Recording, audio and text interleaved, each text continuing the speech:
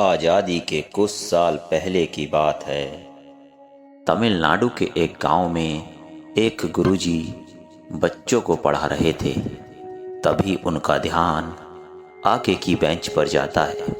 वह देखते हैं कि एक मुस्लिम लड़का एक पुरोहित लड़के के पास बैठा पढ़ रहा है।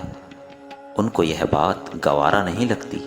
वह उस मुस्लिम बच्चे के पास जाते हैं और उसको डांटकर पीछे जाने के लिए बोलते हैं। वह बच्चा विनम्रता से उठता है और पीछे जाकर बैठ जाता है। उस बच्चे के हृदय में कुछ तो व्याकुलता होगी, कुछ तो सवाल होंगे जो उसके मन में भी उठ रहे होंगे। इन्हें जानने के लिए हमें इतिहास के कुछ और पन्ने पलटने होंगे। इससे पहले मैं चिरंजीव आपसे विनती करता हूँ कि कृपया आप मेरे चैनल को सब्सक्राइब करें। ये बात है 1931 की। इस साल देश के आज़ादी के लिए लड़ने वाले कुछ क्रांतिकारी शहीद हो गए थे। तभी एक ऐसे सितारे ने जन्म लिया जो आज़ाद भारत की सुरक्षा में मील का पत्थर साबित होने वाला था।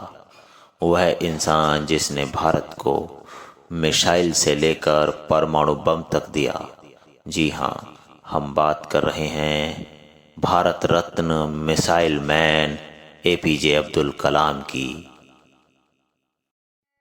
उनका कहना था कि the best brains of the nation may be found on the last bench of classrooms. कि देश के सबसे बुद्धिमान व्यक्ति आपको क्लास की आखिरी बेंच पर मिल सकते हैं। अब आप इस बात से अंदाज़ा लगा सकते हैं कि उस क्लासरूम में आखिरी बेंच पर बैठे उस छोटे बच्चे की व्याकुलता कितनी होगी। वह कितना आघात हुआ होगा, पर वह इससे हारा नहीं। वह इसे चुनौती समझकर आगे बढ़ता चला गया। उनके इस व्याकुलता को देख कवि कहता है कि तुम मानो अपना ना मानो, उसने तुमको अपनाया है। तुमने पीछे बैठाया उसको, उसने दुनिया में आगे बढ़ाया है। तुम हिंदू मुस्लिम करते हो, वो सच्चा हिंदुस्तानी था। वो कुरान को भी पढ़ता था, वो गीता का भी ज्ञानी था। उसने तुमको सम्मान दिया, उसने तुमको संवारा है। उसके ही बनाए रॉकेट से वो मंगलयान उतारा है। नासा ने उसको प्रस्ताव दिया, पैसा भी बहुत दिखाया था, पर देश प्रेम है सर्वोपरि, यह कहकर उसने ठुकराया था। अब नैतिकता है अपनी ये कि हम सब उनका सम्मान करें। वह हृदय नहीं, वह पत्थर है जो उनका अपमान करे। निश्चित ही वह अध्यापक पत्थर होगा जिसने उसे उठाकर पीछे बैठाया होगा, पर वह यह नहीं जानता था कि जिन्हें वह उठाकर पीछे बैठा रहा है वह एक दिन देश को दुनिया में सबसे आगे लाकर खड़ा कर देंगे।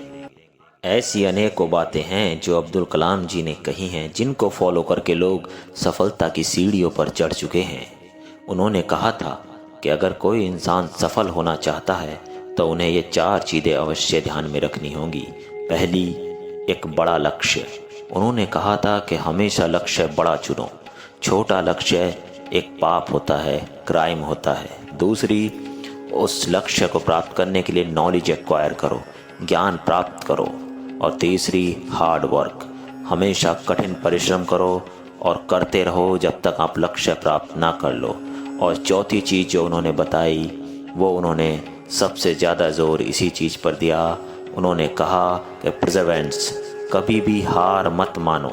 अगर आप असफल होते हो तो असफल होकर बैठ मत जाना, दोबारा कोशिश करना। अपनी असफलताओं से सीखते रहो और आगे बढ़ते रहो, तुम अवश्य सफल होंगे।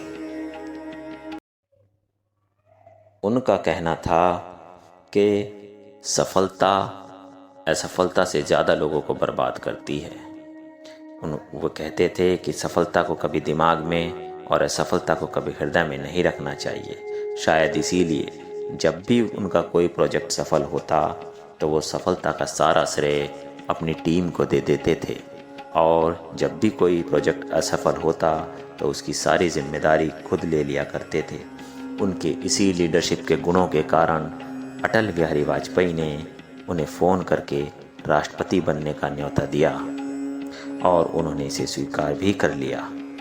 उनकी विनम्रता देखिए, जब राष्ट्रपति समारोह में उनसे पूछा गया कि आप अपने मेहमानों को बुला लीजिए, तो उन्होंने बड़ी विनम्रता से उत्तर दिया कि सर, आपने सभी मेहमानों को तो बुला ही लिया है, मुझे सिर्फ 2 मेहमानों को बुलाना है। जब उन्होंने ये 2 नाम बताए तो सभी चकित रह गए। उन्होंने कहा कि मेरे रामेश्वरम में एक मोची था जो मेरे जूते सिल दिया करता था, कृपया आप उन्हें बुला लीजिए। और एक ढाबे वाला जहाँ पर मैं खाना खाया करता था, आप एक दूसरे उन्हें बुला लीजिए। यह देख सब चकित रह गए और उनके इस व्यक्तित्व की प्रशंसा करने लगे। ऐसा व्यक्तित्व भारत में महान व्यक्तित्व पैदा हुआ जिनको सत सत नमन करने को जी करता है।